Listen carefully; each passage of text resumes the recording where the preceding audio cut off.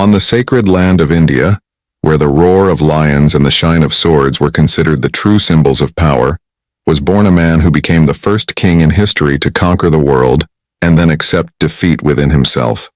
His name was Ashoka. From childhood, Ashoka was different.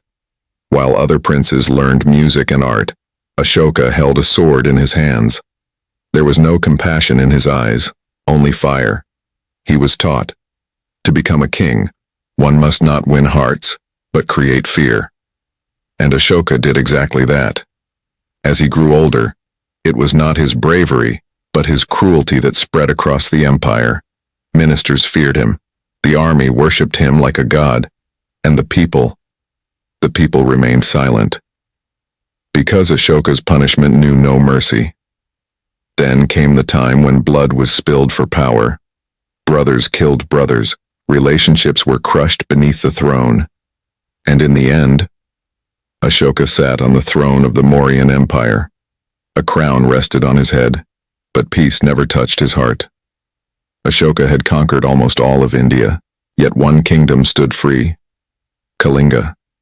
Kalinga was not just a kingdom, it was self-respect. It was freedom, and that is what burned Ashoka from within. Ashoka declared, "Those who do not bow must be broken." And then, war was announced. The Kalinga War became the most horrific war in history. The screams of war elephants, the clash of swords and human cries.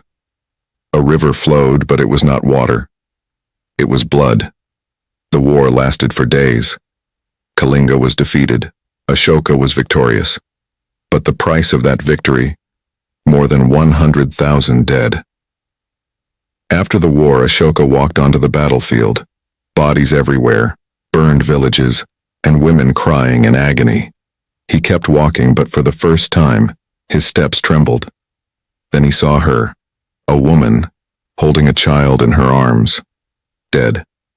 Beside her lay her husband. She was not crying, she was just staring, with empty eyes. Ashoka approached her. The woman said, "King, you did not kill my family. You ended my life."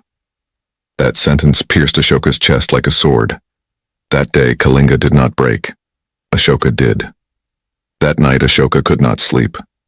The screams echoed in his dreams. He was a king, but for the first time, he was afraid of himself. At dawn by the riverbank, he met a monk. The monk was calm. There was no fear in his eyes. Ashoka asked, "Are you not afraid of me?" The monk smiled and replied, "Why fear someone who is already lost to himself?" The monk said, "You have won the war, but lost your mind." Those words created a storm inside Ashoka. For the first time, he understood. The greatest war is not fought outside, but within. Ashoka returned to the royal court. He laid down his sword, removed his crown, and declared, "No more wars. From today, only Dharma." The people were stunned. A king who rose to power through blood was now speaking of peace.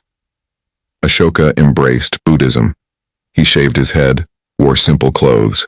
He remained a king, but no longer a violent one. He built hospitals, planted trees, protected animals. Governance changed. Laws changed. Fear was replaced by compassion. Ashoka declared, "A kingdom won by the sword never lasts, but a kingdom won by the heart becomes eternal." His messages were carved into stone. Even today, Ashoka's pillars stand tall, reminding the world that the greatest transformation begins from within. Ashoka did not abandon his kingdom, he abandoned violence. He did not give up power, he gave up ego. And that is why Ashoka became not just a king of history, but a teacher of humanity.